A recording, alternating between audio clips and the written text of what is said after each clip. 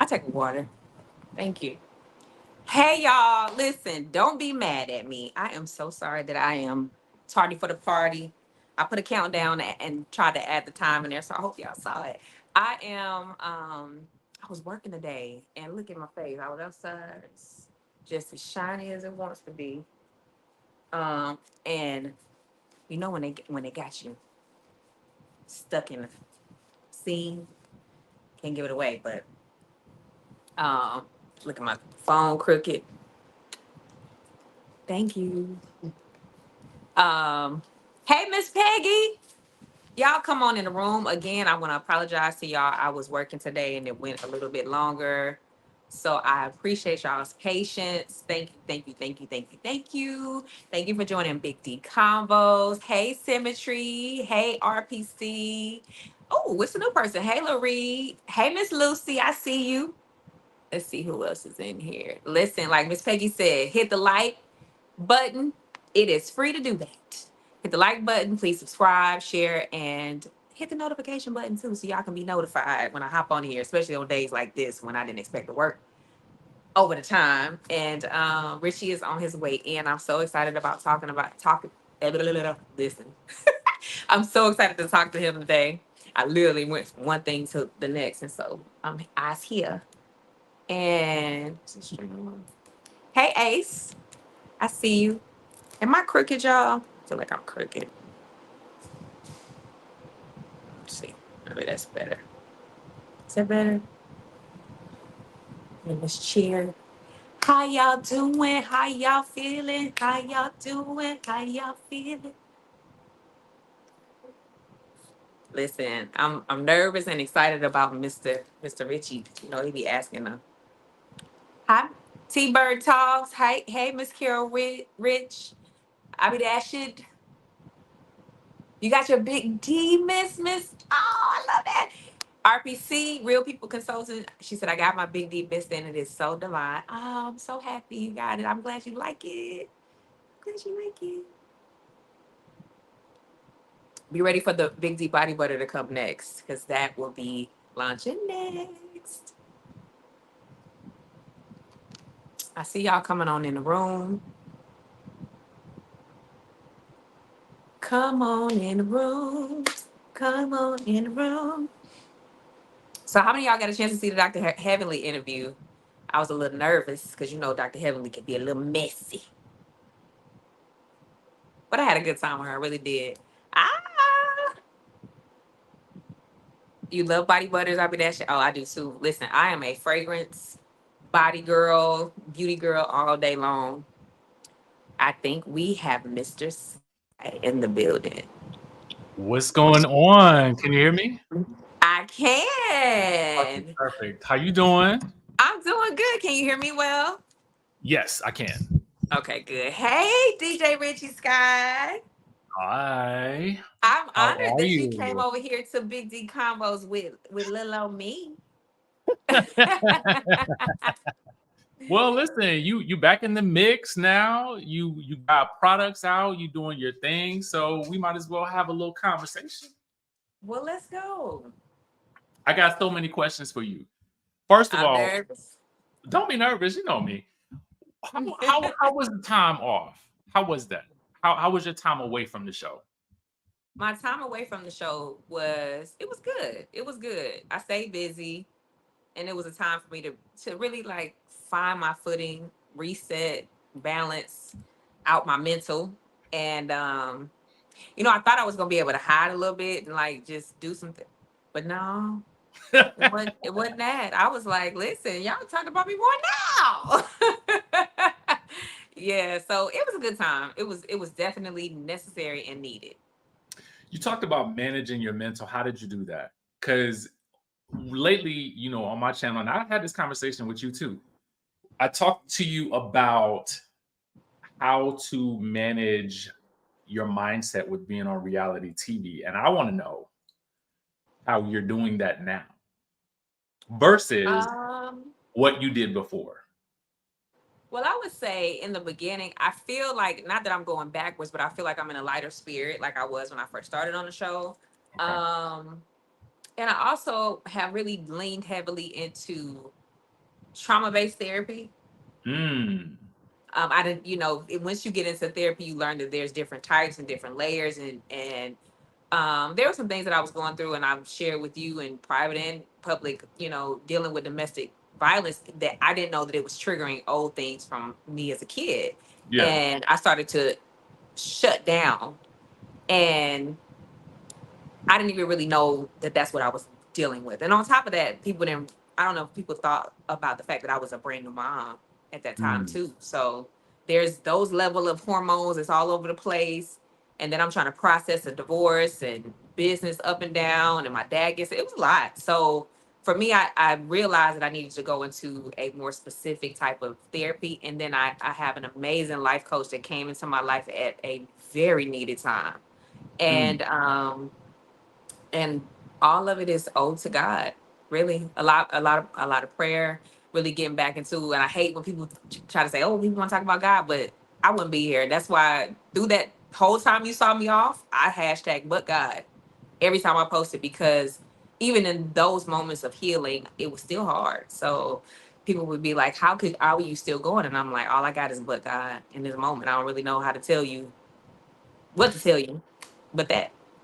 How I got a couple of questions. How did do you think that it hurt you or helped you that you did not really disclose much about what you went through during your marriage?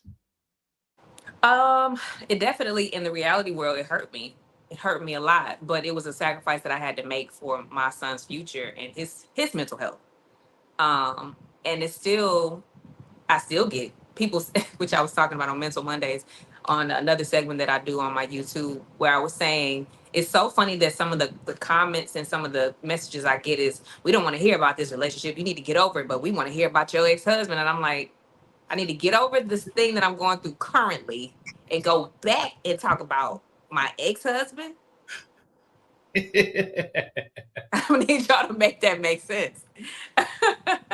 We want to Well, hear about that. We didn't even hear about your ex-husband. You need to but, get over but this. so you know how listen, I'm gonna count myself in that number, okay? You know how we Okay. are in the Nosy. reality TV world. We want what we want, and when you don't give it to us, we feel like we were cheated, right? And so, but for me, also having side conversations with you and hearing about it, and I that's never my story to tell, so I would never ever go there. I just kind of wondered where you were with it in terms of how you process it now. It like now that people know, right? Hmm. Hmm. Do you feel better that you have gotten it out? I do feel a lot lighter. I definitely feel lighter, because I've always been a person, even though I do have very private elements to myself. I've always been a person that I feel is open. Like, I would be talking to strangers and telling them all my business, and but I feel like when you come into the reality world and you have some certain experiences, it's hard not to be guarded. Yeah. It's very hard not to be guarded, and in that space, I a lot of things that I was going through, I wish that I was able to show what I was going through after the divorce, that didn't even include my ex-husband. Yeah. But that wasn't a story that was told, and that wasn't really, a part. It wasn't on my behalf. It was the way that the story was being told in the Love and Marriage Huntsville world. And so, yeah. Did I answer your question? Yes. Do you does Sunny is Sunny to blame for any of that? And I'm not that's not a knock towards her, but in making the connection that she was a part of telling your story, right? Hmm. Now that we know that, what do you look back and wonder if maybe your story was not being told? I do, actually. I do. And I've made this point too. And even in the conversation that we had in this last episode, we had a whole drag down about production. Of course, it didn't make it because I think it was like too fourth wall, too Yeah, too yeah. much behind the fourth wall. But I was saying, like, were you always like I snaking me? I don't know what other word to call it, but because I didn't become difficult or storyline list until she became my producer. Mm. I feel like reality TV, and you've been in reality TV. Everybody has moments of difficulty and tug of wars with, you know, production. But I was like, man, was this a Yeah, I mean, and that just kind of occurred to me as we were having this conversation. Like, and I don't think, and I knew I'm gonna be transparent with your viewers because I told you I wanted to have this specific conversation with you because I understand the relationship between a reality TV personality and the producer. I Mhm. understand how much faith you have to put in them because you have to give them everything. If you're having a bad day, if you got a flat tire, if somebody can't take care of your kid that day, if your Mhm. kid gets sick, they know because they are somewhat managing your schedule. They need to know Correct. your business. You know what I'm saying? So all those little details and things that you would never tell possibly another cast member, any of the audience, that person now knows. So does that feel scary to you? It does. I mean, I've said in I don't know if it's plays, I missed the interviews, but on the show, where I said I felt like she single white female me because granted, the season is broken into two halves. She was not my producer the first half of the season, and I just think back to even my makeup artist brought this up to me. She said she would come into you remember she used to come in the glam room and just lay across the bed and just hang out with us. At that time, she wasn't my producer. And so, in those times I was getting my makeup done, talking to Moses on FaceTime, doing all my stuff. And I'm just thinking, was she sitting back, like, plotting this? And it could be true, it could not be true, but I Right. think about all of that. Hmm. Yeah, for me, I wondered about your mental safety with regards to now looking back over everything that this person now knows, right? And from what I gathered as the information sort of came out, you did an interview and we found out about this situation. Even in that interview, I didn't get the sense that you were attacking her. I got the sense that you were telling your story that Mm-hmm. is in fact true. Mm-hmm. And so, why do you think that she, from an audience perspective, and I've never had a conversation with her, and this isn't a knock towards her, but on camera, she comes across as there's a level of passion, almost bordering on aggression towards you. Why is that? So I think there's a couple of layers to that. I don't know if it's to be acting. I don't know if it's the aggression could also be fear because she's now in a relationship with someone that I once was with, and it could be fear of what is there still feelings there, or because my therapist actually my life coach actually brought that up, and it was like fear and anger looks the same, Hmm. and so it's like it could be that, I don't know. I didn't get it. I still don't get it. Yeah, I don't get it either because in my mind, I'm like, I think about how relationships work. And when you found your person, like normally you are very happy. You know what I mean? Like, honestly, You like should be in the honeymoon phase, get yes, big D like daily.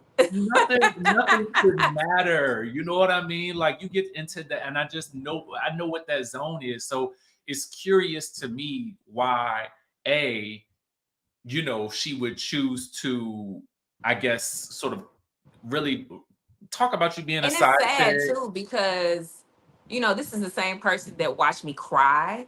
This is the same person that was there when my dad found out he had cancer. This is the same person that knew about my domestic violence journey.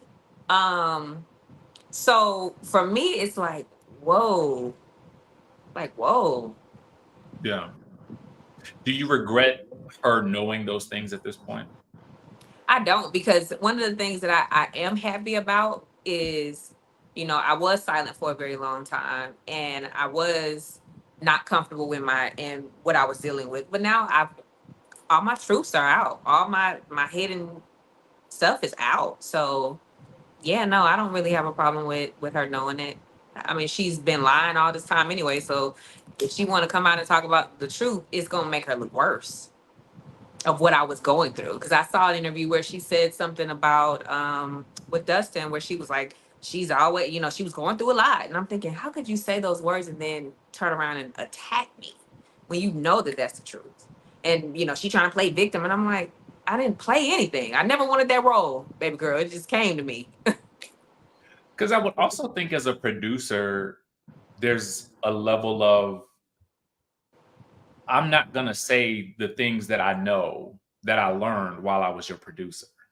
Mm-hmm. Um, so that is a little disheartening to me. Just to kind of see her now as a cast member. My question to you is, do you think that was always her objective? Well, I remember conversations like, you know, being in a reality where you're like, this bullshit. I ain't doing this, you know, you mad. And she's like, Destiny, you know, it's so many people that want to be in your position. It's girls that would dream to be on television. And at that time, I didn't know that those were her aspirations. I had no clue. And I've said this, like, you telling me all of these girls that would love to be in my shoes, and this you were talking about, you were one of those girls. Because if you weren't, you wouldn't have a brand new marriage and bring it on a show. That was going to be my question. Like, going The back way to that that, you did, because I know some people get married on TV and all those things, but what I yeah, mean by the story behind it, it's already so it's a the lot. waters So are muddy. I mean, it is. So it's almost like, you know how you talk about your how we met, right? And you think back on it and you think back on your wedding and you think about all these little things that occur afterwards. Now that memory is going to be clouded by what is happening on the show. And it's not it and doesn't then you look know good. they said you got married in 90 days, so y'all didn't even really have an engagement or have that. You just came, got married, and hopped on a TV show and started attacking the person that actually brought y'all together. Well, listen, I definitely I don't know Miss Sunny. I don't I don't have any either. ill Clearly, you and me both, Richie. I don't have no ill will towards her. And And I don't either. I really if this don't. is where they want to be, then I definitely wish them well. I do have some questions that I have been dying to ask you about your relationship with him because I think that he too has a lot of ownership in this situation. Um, we learned because that was going to be a bit. Nell asked a very valid question. Have the two of them ever been around you when you and Moses were together? Absolutely, multiple times.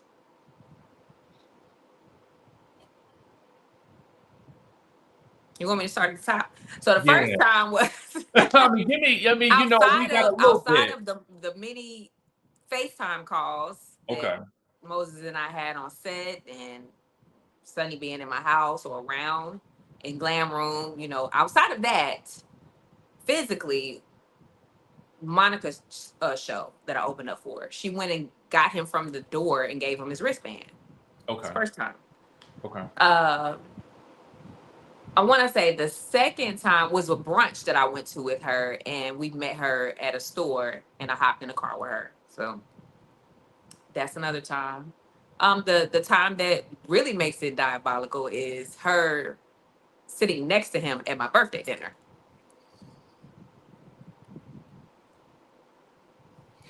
Looking back on that moment, I'm sorry. I hate to take you back there, but looking back at that moment, did you notice? Do you think you noticed anything then? Any sparks or any like? No, he was all up in here. He was Okay, all up in here, but also it was a friend of there, and also Moses's cousin, which is weird because she told me they were cousins in the beginning. That I thought they had a situationship going on, so I invited him. So gotcha. it was like my accountant and her boyfriend were there. My the cousin and Sonny were together, and then Moses and I. So it was like almost like a very intimate type of setting with, I can't say couples, they weren't a couple, but you know what I'm saying. Yes, it was some coupling happening. Um, I need to go back in time because this she has And she walked out beside me, and we were holding hands, him and I. the side chick accusations that she's sort of come out with, which are baffling to me because I'm like, if you are if you see he's making if if we follow her logic, if he's making you a side chick, then he has a chick when she gets with him. What does that then make her Or out has her as an other than ex-husband. being a chick on the side who's watching from the side? Like, I don't know. Like, it just seemed to me like maybe that's not the right insult that she wanted to throw It's at you. actually insulting to him. Well, it is. It definitely is. I mean, it definitely gives him the brand of like very little respect for the women that he's dealing with. And he seems to have no problem with it, which is interesting because maybe it makes him look like a player. I really don't know.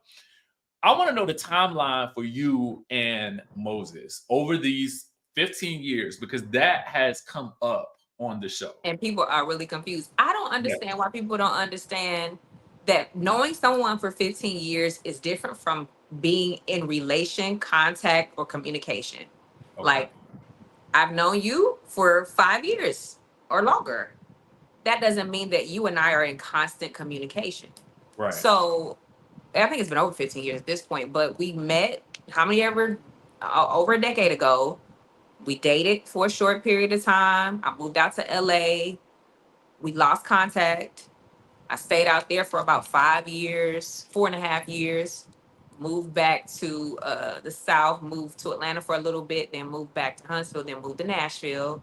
I didn't talk to him again until I was engaged. She called me out of the blue one time, and he was just, catching up. And then he called me. He reminded me of this. He was like, I called you when he said, you remember you went off on me? I said, no, I don't remember that. He was like, I called you after you let me know you were engaged. And I called you again. It was like at night. And I was like, don't call me late. Don't disrespect my relationship. Don't do that. And we never talked again. The next time I talked to him was after he reached out to one of my best friends. He used to date his friend in St. Louis. I'm sorry, they reached out to her, and he was asking could he have my number, and so I was like, yeah, give it to him, and that's how we reconnected after I got divorced. And he was single at that time, to your Yes. knowledge. Okay. Well, yeah, he was very single. Okay. Um, yeah, because I think it almost without that proper context, I think people kind of conflate knowing of each other and knowing each other to being with each other on and off, Mm-hmm.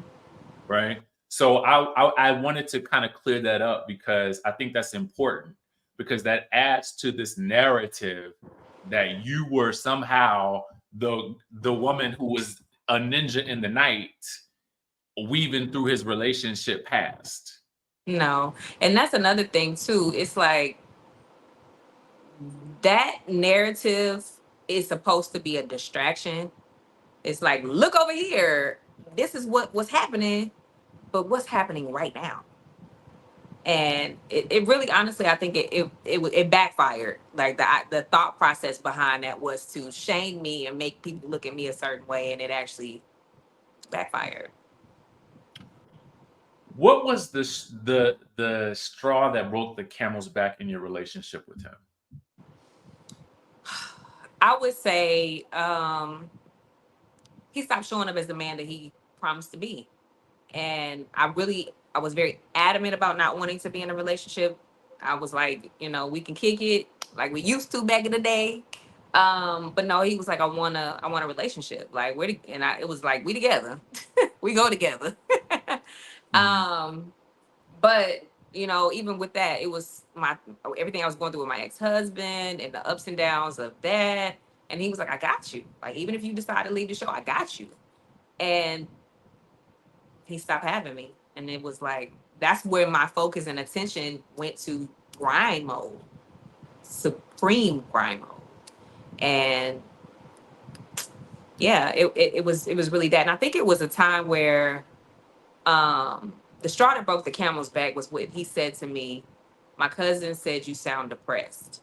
And I something about, I got a lot going on, you got a lot going on. And my first thought process was, well, who the hell is this damn cousin, and why the hell did they hear me at all? Who the And I remember saying to him when we sat down, our first conversation after the Sonny and Moses thing, and I was like, was that cousin Sonny? Was it? He was like, you trying to be footy. You trying. I said, no, I'm not, because she told me she was your cousin. So was that Sonny that said that I was too depressed and all this other stuff? Was it her? They cut that out though. But like, was it her that said? Because I was too mad at the fact that I remember I went off. I was like, can't nobody speak on you to me, period. Right. Like, if I'm with you, nobody's speaking on you. You saw me fighting over the chicken man. That was my husband at the time. And you don't speak on mine. All right. And then I expect the same loyalty back. Like, you don't let nobody speak on me. First of all, I didn't even know I was being heard. And yes, I was dealing with a lot. So yeah, I felt like that was very selfish. I felt like, first of all, who the hell is this cousin? And it was that was when my energy started to really shift. Like, yeah. Mm-mm. Was that before or after the reunion? Well, it's difficult with y'all reunions because y'all will film a reunion a couple of months, in advance. That was after the reunion. After it aired or after you filmed it? After all aired, filmed, all of that. Yeah. Okay. Because I feel like we always get the reunion around like January sometime, but y'all be filming like that reunion sometimes maybe in August, October, maybe. Yeah. Yeah, so based on, I'm just trying to get into the nitty gritty of the timeline because I want to make sure, hopefully, like I didn't get to watch. Remember, the reunion happened and I was off the show. So this was during the time that I was not on the show. So the next time a reunion happened, I wasn't on it. Gotcha. Okay. Gotcha. Because I was wondering how much of a factor him not showing up to that reunion played, if it played into anything at all. Was it just kind of like, well, the fact that he didn't show up into the reunion was because he was on parole. Yeah. Wait, on the show, he told us he had a multi-million-dollar deal.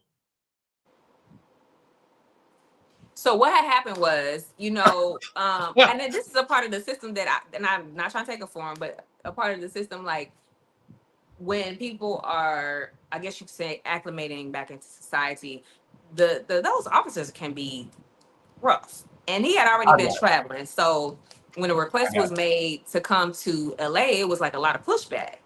And he actually sent his best friend and his wife out there to support me. So I was hanging out with the two of them. And that was his way of saying, I'm there, but I'm not there. Right. Okay. So and he was sad about not being able to make it. So for them to be, he showed up, he wants to that's what I was really trying to like understand, because the way, again, it was that energy that I didn't understand in that situation. Like, she should have in my opinion, now it makes sense why she didn't let him answer the question. It makes so much more sense now. But even in your answer, you are giving him grace and telling, not only, because out of context, if you had just left it at parole, we could have thought whatever. But no, you gave proper context as to what he did to try to support you. So I have to respect that, because you could have definitely threw him under the bus right there. Listen, I have had so many people saying you are way too nice. You're way too nice, Destiny. You're way too nice. But at the end of the day, you know what? You got to go to bed with yourself every night. And you got to say to yourself, what did I do today that, I could have done differently? And I think sometimes with the world of reality TV as it stands right now, we forget that. And so I have to commend you for giving him that grace. Sometimes I'll be having my life coach sessions. I'll be like, man, I wish, can I just be like heartless one day? I promise y'all, just one day, just let it rip. But save it. You got to save it for when you really need it. You gotta hold it Okay, in. okay. One day you might need to go there, but Listen, I be telling people, y'all you better be glad I got my daddy's heart, because if I had my mama's, woo, savage mode, and it come out a little bit sometimes. who do you have in your support system? Like, especially like from the cast, like who have been the people that you have been able to kind of lean on? And I have got to acknowledge my real friends. They be getting so mad. Not to say that they're not my real friends, but the people right that are now, I not on get it. I TV. Let get me it. be very clear. The people that don't want to be on TV, that are not on TV, don't care nothing about it. I've been friends with for 30 I totally years. get that. They get mad. Like, I'm sick of you acting like you ain't got no. You see me with them on Okay, IG all the give them time. some love. You can give them some love Yes, right now. Toy, If you got to shout 'em out. Keisha, Tanisha, Brittany, all of them. Like, yeah, Okay, they be okay, mad. They be mad. okay. Corey, don't let me forget people that all of y'all. I love y'all. But if you want to say the people that y'all see in the world of love and Yeah. marriage, but also in my real day to day in Huntsville, of course it's Tisha, Stormy, real heavy, Nell, and Kimmy.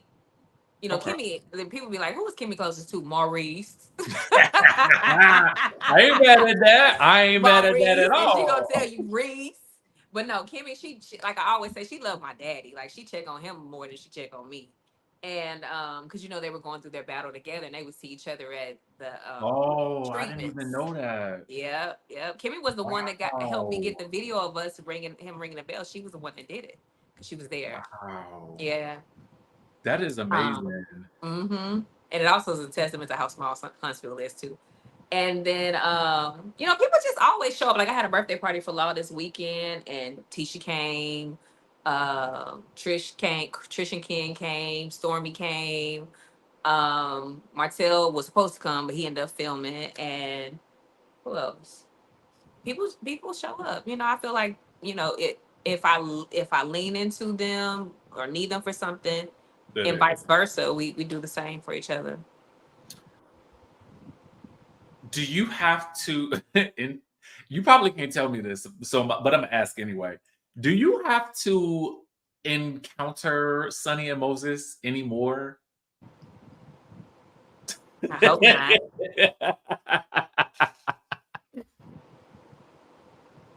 Look, this is when I be Carlos, not Carlos.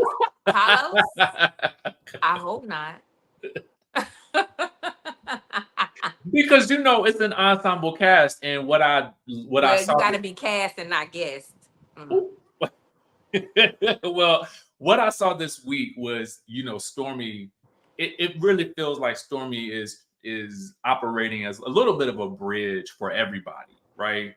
Or at least trying to bring people together, but also being upfront and letting you know when she told you that they were going to be there. What was your thought? What was your immediate thought? Like, I ain't going, or was it here we go?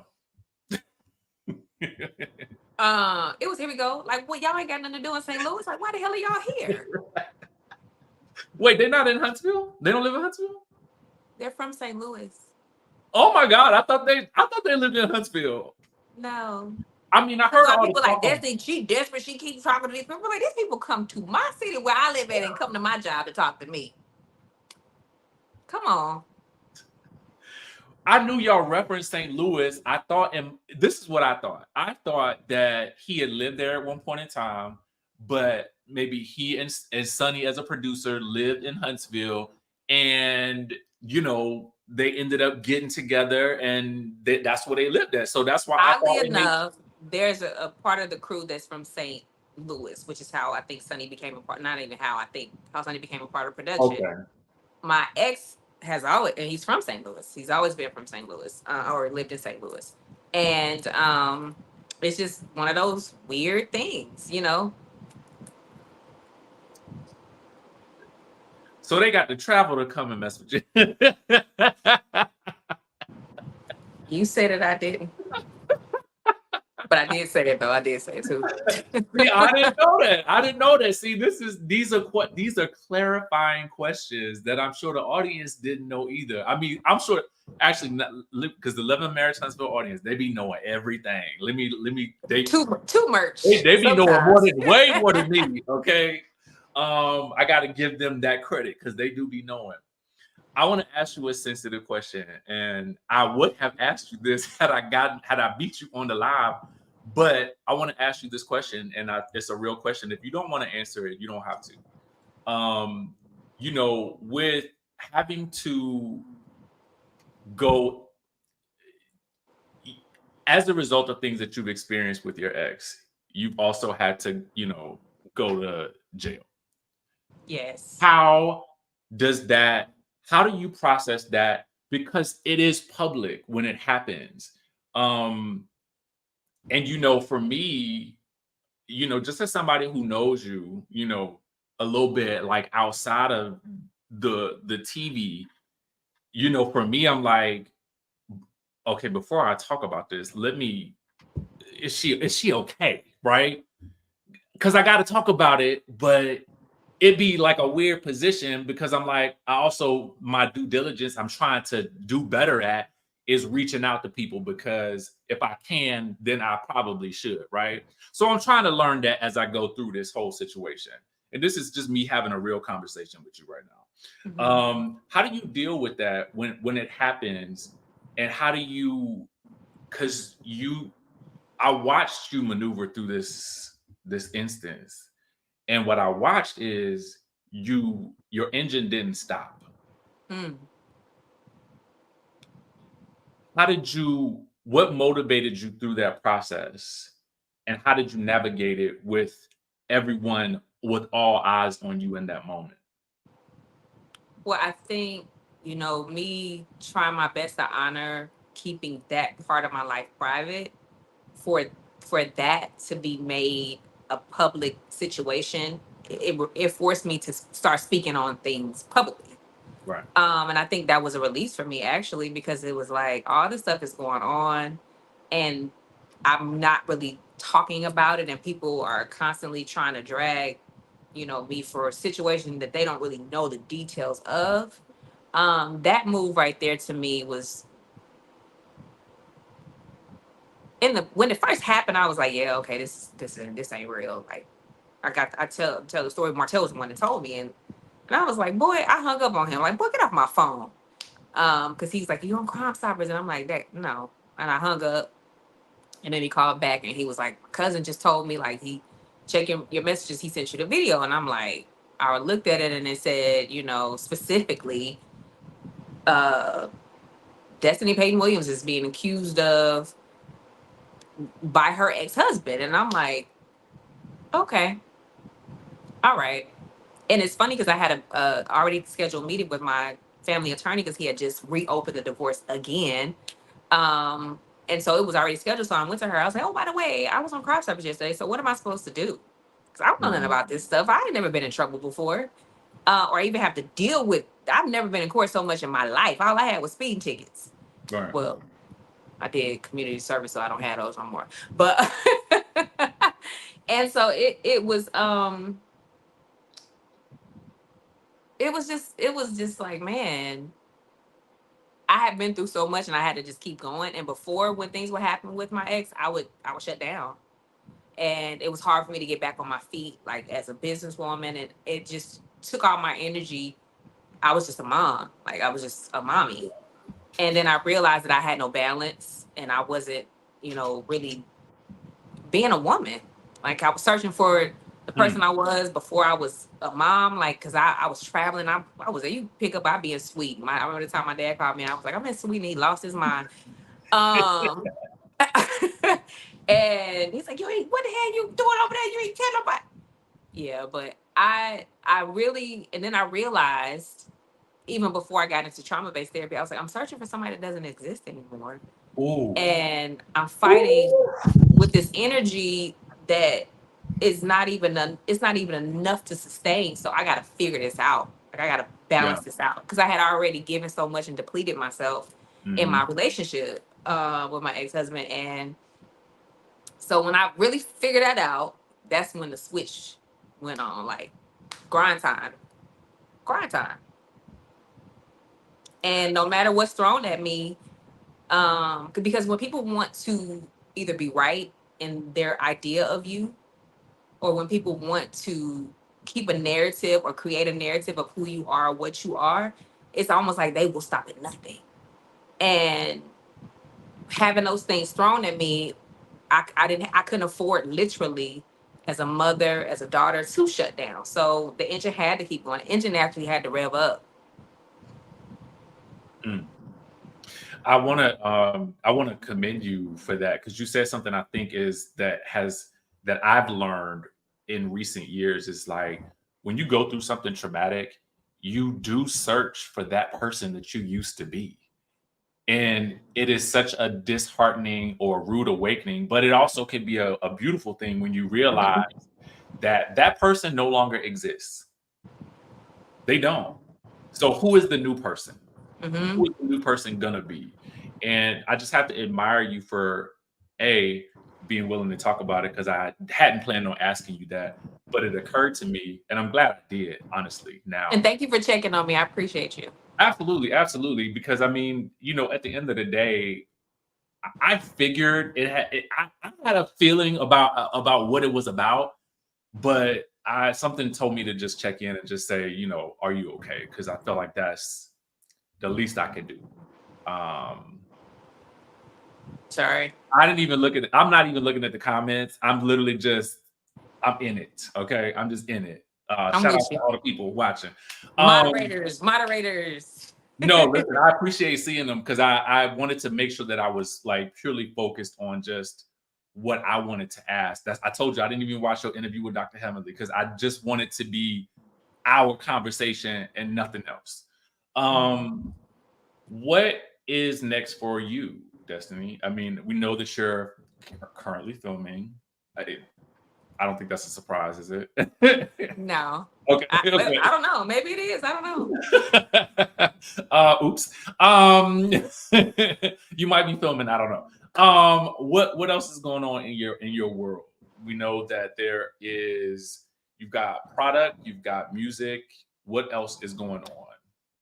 So it's so funny because I literally just got a email today for I was accepted into online spelling program. So well, you probably don't know this. I'm a HBCU girl. I originally went to Clark before I went to Performing Arts College, Okay. and I only went to Clark. This is a crazy story. I only went to Clark because my counselor didn't send in her recommendation when I did early admission for Spelman. Me and my best friend, and she got her acceptance letter back, and I'm top of the class. She's way up there though, but we still, GPA wise, I was good. And I'm like, why am I not getting? I had the president of Alabama's chapter of Spelman was literally my godmother's best friend's daughter, and so she had my rec. I'm like, I'm in there, right? And I'm waiting. And I go to my counselor. I'm like, this lady went to church with me. She saw me be awarded from my church for extra scholarships for my GPA, and I was prom queen, all that stuff. So she's seen me kind of grow up in the church. And so I remember going back to her and I was like, I haven't got my acceptance letter. My best friend has. Like, what's going on? And she was like, oh, I sent it in. And so I'm waiting still. And Spelman's housing list is crazy. If you don't get on early admission, you're not getting nowhere to stay. And my dad was like, he didn't even want me to leave Huntsville, so I knew I wasn't getting no apartment. So I had already applied to Clark and I had got like a partial scholarship for there. So I was like, okay, but I'll take this Spelman and take out these extra loans. But I want to go to Spelman. Long story short, I call Spelman and they're like, oh, we don't have your recommendation from your counselor. So I go back to my counselor and she's like, oh well, I just didn't think that you should go to Spelman. What? Yeah, yeah. I had to report her to school board all day. It was bad. I was Absolutely. like so hurt. Yeah, How that's sabotage, like yeah, legit. legit. Look like it's the story of my life.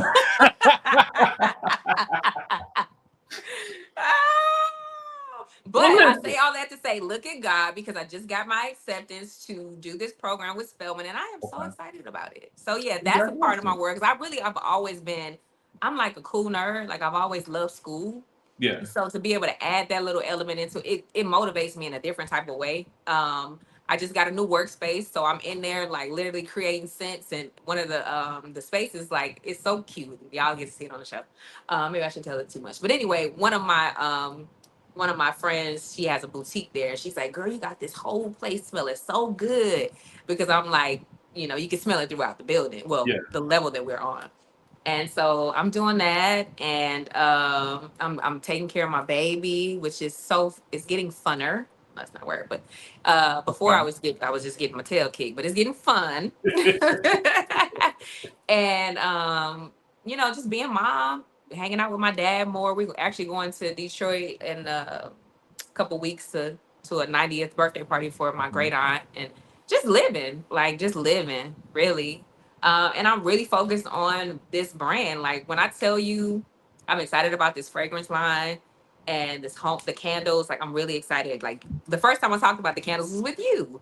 And I Yeah. didn't even have them live, and they just started selling like crazy. I'm like, how are these people finding this on my shop? Like it was crazy. But we're sold out, so we're gonna Good. be Good. restocking soon. Congratulations. Thank you. And you got the fans have actually named my first scent is Big D Energy, which can mean anything. Like y'all stop being stop being nasty. But I say Big Destiny, Big Detroit, Big Day, whatever, big whatever you want it to be. But the next fragrance is I'm Still Her. And y'all named that because I said that just being on some smart stuff, and it stuck. So yeah, the fragrance line is I'm really excited about that. I really, really am. Good. Oh, and I've been writing a book. I'm actually in trouble right now because I'm supposed to be doing the what is it called? Once you get the transcript and you're supposed to do the edits.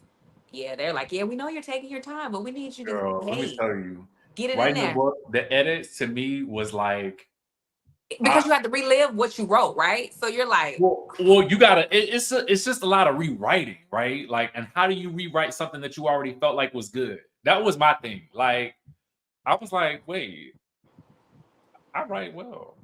So, but see, this is you the know. thing. My process was just talking, and so then they transcribe it. Oh, okay, Yeah, okay, okay.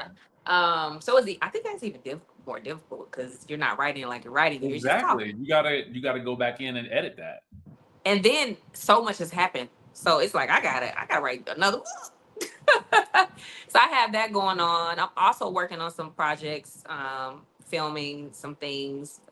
Yeah, I have to keep that a little under wraps. But y'all see it Okay, soon.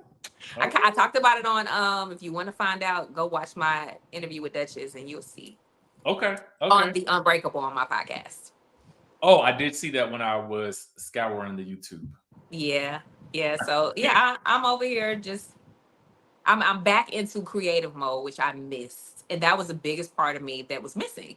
But because before I was a mom, I was in the studio. I don't know if you know this, but I've been singing since I was 6, so that's always been my dream.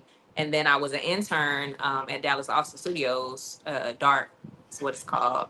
That's what you need to do a YouTube video on. Is But you need to go back into the archives and talk about your time working with like the people that you work with, like Dallas Austin. You know what I'm saying? Like those, you know, people again, give people this is always my thing. Give people the you that we don't always get to see on TV. And that's yeah, what I feel like that's an opportunity right there because those are stories that I know I want to hear.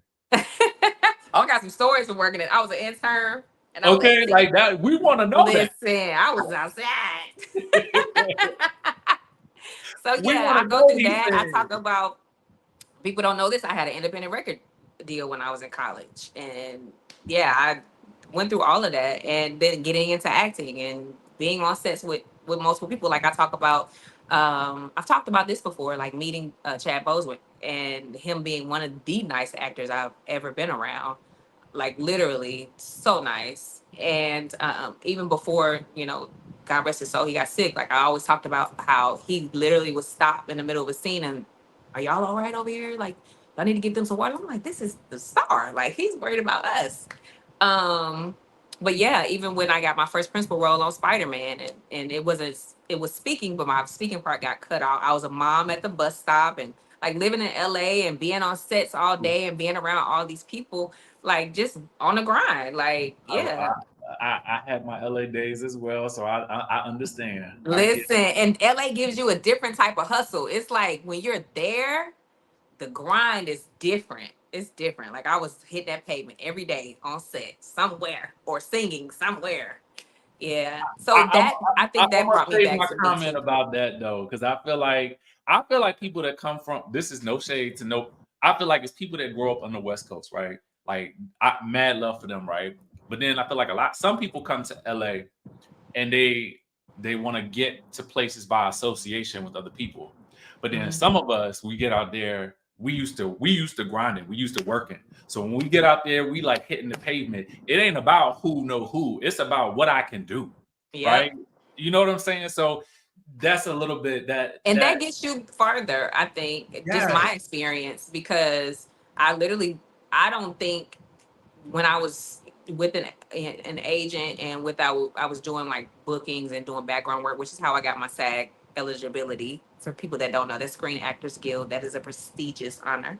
Um, it was Let them know, let them know, let them know. uh, I was like, um, what was I saying? Lord Jesus, have mercy. No, Uh when you were out, we were talking about doing the work, right?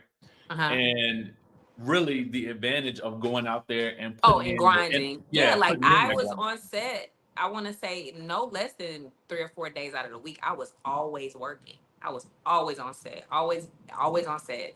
My first ever gig, and it's funny because people still, if they see the episode, they recognize me. It was Two Bro Girls. I don't know if you know about that TV show, I but remember that TV show. I gotta put that up because people send me the clips like, "Is You, this you?" you, I'm you like, you "Yeah, need that's to put me." that up. That's me shopping in the background. People like, you were just a background worker. I'm Girl, like, do you know how many people make a living doing let, background in LA? let me send you a list of all the things you need to post.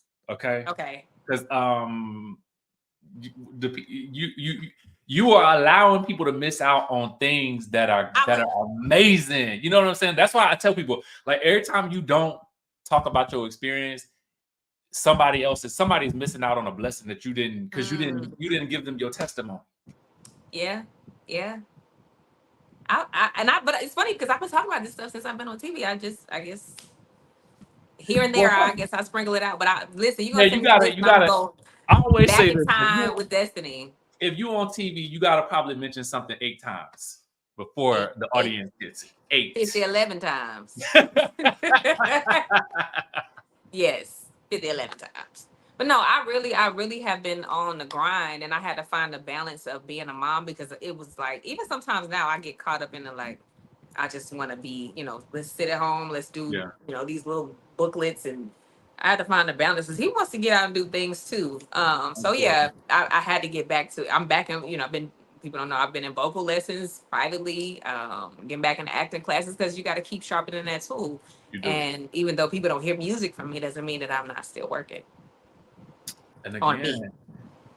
if you take them behind the scenes on a YouTube video, they will know. Okay. All right. Okay, Let us- production. Okay.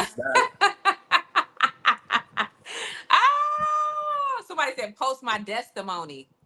Oh, come on now. Love that. Come on now. See, Listen, this is, I gotta let me take tell you that. something. Let me tell you something. It is because you are having these conversations and you're being open, in my opinion, people are getting to see the real you. You know what I'm saying? So I think if you keep sharing your stories, keep sharing your experiences, like, people want to hear them. And maybe you think that I already said it, but no, I want to know. Give me a 10-minute video on what happened when you worked with Dallas Austin now. Oh Okay. yeah, it's a lot. I can give you a You whole lot. I know, met Boosie Collins. I was there when Sierra was being developed. we want to hear Um, that. Yeah, and it's funny when I moved out to LA, I ran into Dallas, and I used to beat him in Tekken all the time, and he used to be so Oh, mad. that was my game. That was my game. Well, actually, I beat him one time. He never played me again, but See. I was like, I think I'm in trouble. Like I beat the boss. Like that was just one time ever. Like he was really talking to me, so I was like, if I beat the boss, I think I was such a tomboy. But yeah, and then I just had so many great experiences. And I also, people don't know this, I had a national commercial with Captain D's when I lived in Nashville. I got casted for that. And that ran for almost 2 years. I got a good old chicks on that. I'm gonna send you a list. Okay. I'm gonna send you a list and just get to Oh, work. like Okay. I didn't just get on TV and then try to like pursue things. I've been on the grind. But that's what I'm saying. Like, you got to tell these people, stuff that you've done because they won't know, right? I'll do Mhm. a video and I'll tell people that I used to live in LA or I've done a reality TV show, but the next person that comes along, they didn't see that video, so now I gotta, you know what I'm saying. Say it So you gotta, again. Say it again. Yeah, yeah. it is Yeah. that's what it Like is. people are like, "Yo, your first business was a beauty supply store." I'm like, "No, House of Madani was an online store that had a drop shipper before that was even a thing." And I actually was ahead of my time. And I also had a provisional patent. People didn't know that. I had a provisional patent on a beauty product, which is what got me in the beauty industry. And yeah, I've always, even though arts is my love, I've always been business minded and business oriented. Tell your My story. testimony. There you go. There you go. We left with some good stuff today. Yeah, yeah. And sometimes I've been told you too humble. I'm like, well, I think that's a good thing, right? I mean, here's the thing. You be you, but I think it's time that you step into the elevated version of you. And that version of you, it ain't got to be humility. It can be I'm proud of me. Well, listen, did you see my Big D energy photo Which one? with the when I released the spray online, my first mist online? That took a lot because I was like, one of my coaches was like, "Why are you fighting behind with your hands behind your back? Look at can you?" This is what my first time getting back into being You sexy talk about this. mom. Yes. Like not just being a mom, but getting back into my I like this. sexy. Yeah, and I did a whole little photo shoot. And that wasn't even, I didn't even have the idea for Big D Energy at that time. I just did it because it was like, let me be sexy again. Let me find my sexiness, find my womanhood, find my boldness again. So I did that photo shoot. And I was like, ooh. And it was so cold outside, baby. I don't even know how I got that picture. Um, and so that's what sparked coming on back out here. Well, yeah. Listen, you can be humble, but again, like I said, you can have humility, but you can still be proud of me. And ain't nothing wrong with that. And every time somebody sees you doing your thing, they get inspired to do their thing. So that's how I look at it. Like when I think about like not posting something, I'm like, no, I'm not gonna do that because somebody else might want to do something that I'm doing, and they see me do it, and then they know they can do it too. Yeah, my life coach was the one. And she's like, "When you gonna post that picture? When you gonna post that picture?" Well, I'm not ready to post that picture yet. And then it wasn't even that bad. When I finally Exactly. posted It's it, like, no, just do I your was like, thing. "Sorry, Dad." Do your thing, live your life, and don't look back. Yeah, and that's funny because I've always been a rebel and bold, and being a mom, you got to find a balance with that because you're Yeah. in. For me, I was and still am in extreme protection mode. So it's like, but you got listen, Mama got to have a life too. Went that in today yesterday, baby boy. Mama got to have a life too. Mm-hmm. And it's time for you to live it. Okay. And living it and enjoying it, balancing it out. Show my big D energy, showing that I'm still her. There you Mm-hmm. go. Well, Destiny, thank you for having me here. Thank you for having me. Anytime you need me, let me know. Listen, Um, Richie, you are welcome to Big D Convos, and you know I'm coming to the squad, any Skye there you go. squad, anytime you need me over there. And I'll be in DC soon. Oh, you I gotta don't let know me when it's going to be know. announced, but I'll tell you I'm doing something really nice up there. Oh, let me know. Definitely, please let me know if you're coming into the city. Give me a reason to come out. You're going to want to come. Okay. Okay. I'm in there. I'm in there. Okay. All All right, right. y'all. Thank Thank you, you for Richie. having me. And bye, y'all. Bye, y'all. Thank y'all for joining us for Big D Convos. I have the infamous and famous DJ Richie Scott. Thank y'all so much. I appreciate y'all. Thank y'all for being patient. And yeah, I'm gonna be telling my testimony. Listen, y'all be coming up with them real quick, real quick. Y'all have a good night.